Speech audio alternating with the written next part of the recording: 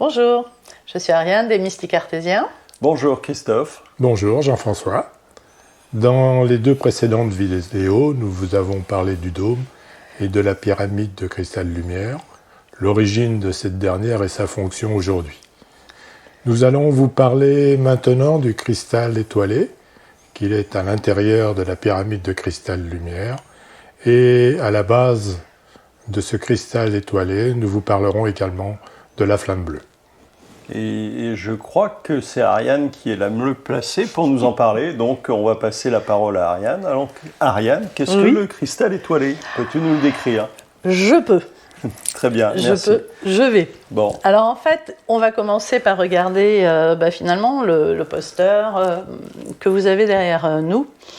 C'est un dessin que nous avons fait nous-mêmes pour illustrer ce qu'on a vu en descendant, enfin ce qu'on a vu au bout de plusieurs années de la pyramide. Donc la sphère dorée que vous voyez, en fait, c'est le dôme. On vous a expliqué que le dôme est en réalité une sphère qui entoure et qui protège totalement la pyramide de cristal lumière.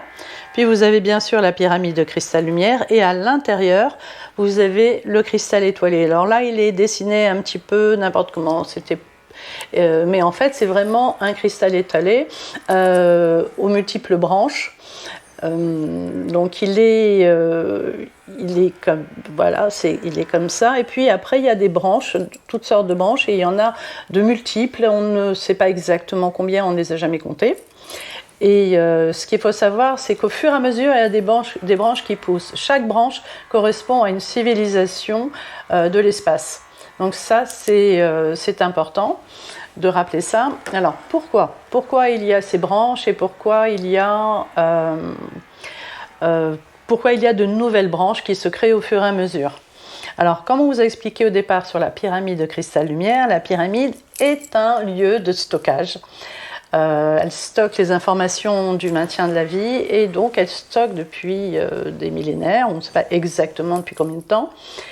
Et toutes ces informations, au départ, étaient stockées par la pyramide dans l'engin, puis maintenant dans la pyramide de cristal, sur les parois, donc les 4 parois, et à peu près à 10 mètres, ça a commencé à 10 mètres de hauteur, puis après, on ne peut pas vous dire parce que c'est très très haut, on n'a aucune notion en fait de l'espace au niveau de la pyramide, puisque c'est sur un autre plan, un autre niveau.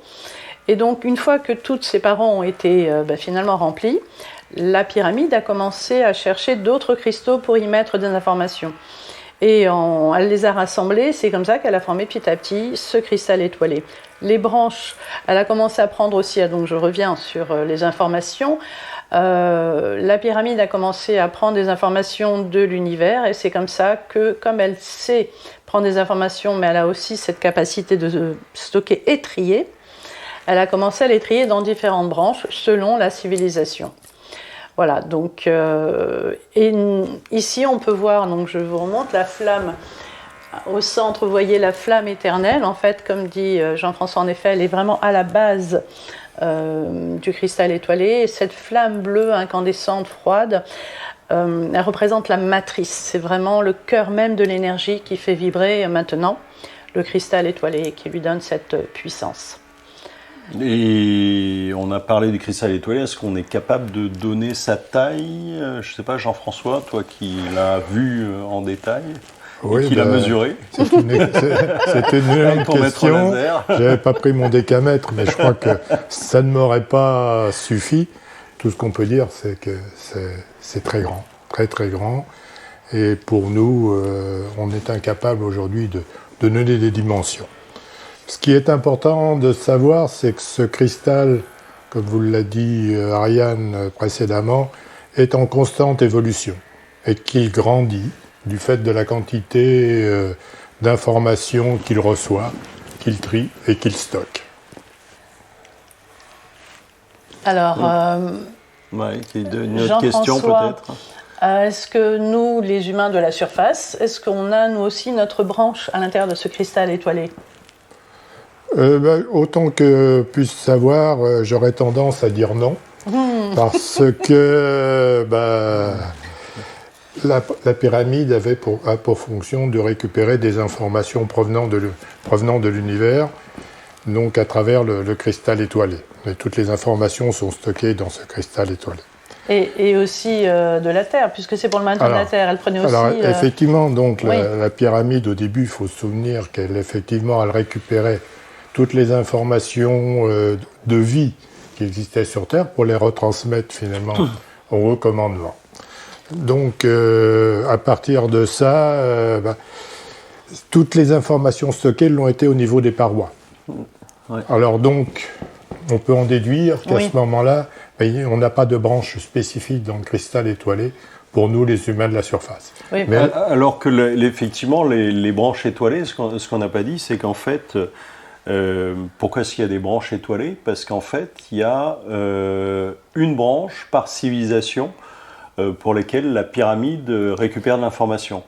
Donc chaque branche vibre sur une fréquence particulière qui correspond à une de ces civilisations. Donc effectivement, initialement, la pyramide était prévue pour récolter des informations uniquement au niveau des êtres humains, mais avec son extension, avec la mission qu'elle s'est donnée, elle a été chercher de l'information ailleurs et elle a utilisé les capacités de stockage, mais aussi d'amplification et de réception du cristal de quartz. Et donc, en fait, elle a créé des branches qui sont dédiées à des civilisations parce qu'elles sont branchées sur des fréquences particulières de ces civilisations-là et chaque civilisation a sa branche. Donc, nous, effectivement, on n'a pas deux branches, mais ce qu'il faut savoir, c'est que les autres civilisations en ont une. Et maintenant, si on s'intéresse aux intraterrestres, ont-ils accès au cristal étoilé? Alors, déjà nous, ouais. Attends, vas-y. Déjà nous, en tant qu'humains de la surface, nous n'avons pas d'accès à ces branches, parce que, comme tu l'as dit, en effet, nos informations sont sur les parois de la pyramide de cristal. Donc en fait, quand on va dans la pyramide de cristal, on peut avoir des informations nous-mêmes quand on descend, donc avec les méditations qu'on fait en tant que corps éthérique, on descend dans la pyramide de cristal et on a accès aux annales akashiques. Donc nous, on a cette possibilité dans la pyramide. Pour les civilisations extraterrestres ou peut-être intraterrestres, elles ont éventuellement, enfin pour l'instant on sait que c'est sûr pour les extraterrestres, elles ont ces branches dont elles peuvent se servir, se servir comme des annales akashiques. Nous, on n'a pas accès à ces informations parce que on ne peut pas, parce que la pyramide stocke et puis protège les informations et protège l'information qu'elle garde pour chaque civilisation. Une information est dédiée à une civilisation. Mais par contre, de ce qu'on nous avait dit, Christophe, à un moment donné, on avait une civilisation qui était en danger, pouvait avoir accès en demandant à la pyramide, je ne sais pas trop comment, mais en demandant à la pyramide, des informations d'une autre civilisation qui aurait eu le même cataclysme ou qui aurait été... Mais il faut effectivement qu'il y ait une vraie raison pour que la pyramide donne accès à ces informations-là.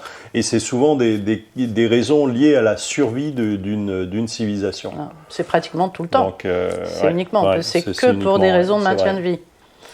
Donc voilà. Alors est-ce que qu'est-ce qu'on peut vous dire d'autre? Les civilisations intraterrestres, comme tu as dit Jean-François, est-ce qu'elles ont un cristal étoilé? Alors déjà, toutes les civilisations intraterrestres n'ont pas accès à la pyramide et ne sont pas concernées par cette pyramide. Maintenant, c'est assez compliqué. Je sais qu'on a rencontré certaines civilisations à l'intérieur de cette pyramide, cette civilisation intraterrestre. Savoir est-ce qu'ils ont une branche dédiée, personnellement, je ne sais pas. Je ne sais pas si un de vous deux a un peu plus de réponses là-dessus, mais... Si, toi tu nous avais parlé des elfes. Oui, effectivement, on avait parlé des elfes. Alors, ce qu'il faut savoir, il y a deux choses. Déjà, les elfes ne viennent pas de notre galaxie, donc... puisque comme on vous a dit sur la vidéo que l'on a fait sur les elfes, ils sont arrivés en passant par... ils ont été aspirés par un trou noir et ils sont sortis dans notre galaxie. Donc ce que l'on sait, c'est qu'ils ont demandé, comme ils ont eu accès à la pyramide avec parce qu'ils avaient le bon taux vibratoire, ils ont eu le droit d'accéder à la pyramide, ils ont demandé à la pyramide de pouvoir accéder à leur civilisation. Mais ce qu'on ne sait pas, et ce que ni les elfes ni la pyramide nous a dit, c'est est-ce qu'il y a une branche, est-ce qu'il y a pour eux, Et puis la deuxième chose, c'est que si jamais il y en a une, on n'a pas eu l'information sur est-ce qu'ils ont eu accès à cette branche. Hein. Donc il y a franchement, enfin, sauf si c'est indispensable, effectivement, la pyramide compartimente vraiment ce qu'elle fait de civilisation en fonction des civilisations. Et est-ce que les... Parce qu'en fait, ce qu'on a dit aussi, notre réflexion, c'était aussi par rapport au cristal, parce que les elfes viennent d'une planète dans laquelle il n'y a pas de cristal. Vous ne connaissez pas les cristals. Voilà, alors est-ce que le fait que sur la planète, il n'y a pas le cristal, le matériau cristal, est-ce que ça empêche le cristal étoilé de contacter leur pyramide et de créer un lien en fait entre la pyramide des grands elfes, la pyramide de départ qui est une pyramide dans laquelle il n'y a pas de cristaux, et la pyramide de cristal qui est, enfin, toute l'information est stockée sur les cristaux. Principalement, il y a l'or, mais ça on en parlera plus tard, mais il y a surtout le cristal, surtout le cristal étoilé pour les autres civilisations. Donc justement, ça c'est une question, on ne sait pas trop si parce que les elfes dans leur galaxie et sur leur planète il n'y avait pas de cristal, est-ce que c'est pour ça que peut-être ils n'ont pas pour l'instant accès à des informations sur leur planète. Mais encore une fois, bon, les elfes ça reste une question, on aura peut-être des réponses avec d'autres méditations et des canalisations qu'on fait, puisqu'on en fait toutes les semaines, on en fait en fait tout le temps. Et on a sans arrêt des nouvelles civilisations qui viennent à nous, et donc des compléments d'informations aussi très importantes. Je crois qu'on vous a dit à peu près ce qu'on savait sur le cristal étoilé. Donc, je sais alors, pas en s'il y a quelque chose à Jean-François, ajouter. qu'est-ce que tu peux conclure sur le cristal étoilé? Ce cristal étoilé est surtout, je dirais, essentiel pour tout ce qu'est les civilisations donc extraterrestres, grâce à ce contact et aux informations qui sont stockées et qui peuvent être ensuite renvoyées vers ces civilisations pour leur survie ou pour d'autres raisons.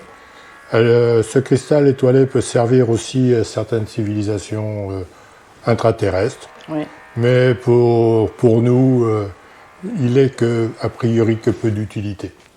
Nous, c'est principalement la pyramide. Nous, c'est essentiellement donc la pyramide qui nous intéresse et qui nous permet effectivement, lorsque nous descendons, d'avoir des soins en particulier pour obtenir la guérison. Et des informations, si on le souhaite. Et des informations au niveau des annales akashiques. Voilà, tout à fait. Ce qu'on peut rajouter, c'est que sur certaines canalisations, à l'époque, on n'avait pas tellement fait attention. On était descendu dans la pyramide avec d'autres êtres, d'autres civilisations extraterrestres qui nous avaient accompagnés. Et en fait, à l'époque, on n'avait pas fait attention qu'ils n'étaient pas rentrés par le même endroit que nous, vers la pyramide. C'est-à-dire, eux avaient accédé à la pyramide au travers leur pointe finalement de cristal, leur branche de cristal, oui, exact. Et ils étaient rentrés par là, alors que nous, on était rentrés par la base. C'est la première chose. Et la deuxième chose, c'est que en lisant d'autres livres, d'autres auteurs qui parlent de l'intraterre, on s'est rendu compte qu'ils nous parlaient dans leur livre, entre autres, c'est celui de Radu Sinamar, l'un des derniers, sur le cristal éthérique. Il nous parle d'un cristal éthérique au centre de la Terre, vers lequel vont certaines civilisations pour obtenir des informations sur leur civilisation. Et finalement, on corrobore tout à fait, il corrobore tout à fait tout ce que nous, on a reçu comme information sur la pyramide de cristal, sur le cristal étoilé, et dans toutes nos canalisations. Et par contre, c'est vrai qu'ils ne le représentent pas forcément de la même façon, mais ce qu'on peut rappeler, c'est que nous, il y a quelques années, finalement, la pyramide, on ne la voyait pas telle qu'elle, on voyait ce grand cristal au centre de la Terre sur lequel il y avait effectivement tout un tas d'informations stockées. Mais on n'avait pas la vision suffisamment large qu'on a maintenant pour effectivement voir ce que c'était. Et écrire ce livre, il nous a fallu quand même des années, plusieurs années pour avoir des informations vraiment plus plausibles et auxquelles on peut faire confiance. Voilà, écoutez, on vous remercie. Je crois qu'on clôture presque le cycle sur la pyramide. La pyramide, Il y aura certainement plein d'autres choses à dire dessus, mais le cycle sur la description de la pyramide se termine avec cette troisième vidéo. Oui, on parle de la flamme éternelle. Peut-être on fera une nouvelle vidéo sur la flamme sacrée, la flamme éternelle, de lumière froide, incandescente. Mais la flamme éternelle, c'est extrêmement complexe parce qu'on sait que c'est un élément qui est devenu très important. C'est vraiment le cœur du cristal étoilé. Et l'importance de cette matrice, on nous la révèle petit à petit. Ouais. Mais apparemment, c'est quand même très délicat, c'est très sacré, donc on en parlera probablement, mais plus tard, quand on aura plus d'informations et... il semblerait que cette flamme soit effectivement le centre d'énergie, hein, finalement. Oui, c'est ça, le cœur, la matrice qui fait vivre. Et cette énergie, en fait, justement, il nous faut plus d'informations pour la décrire, parce que les questions qu'on se pose, c'est d'où vient cette énergie, cette flamme, et on a eu quelques brides d'informations, mais pas suffisamment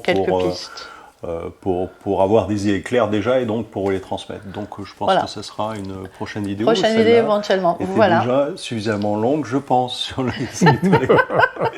Voilà, désolé, on s'est lâché un peu. Merci je crois que c'est la faute d'Ariane. Merci beaucoup de nous avoir écoutés, et puis à très bientôt à une prochaine. Au revoir.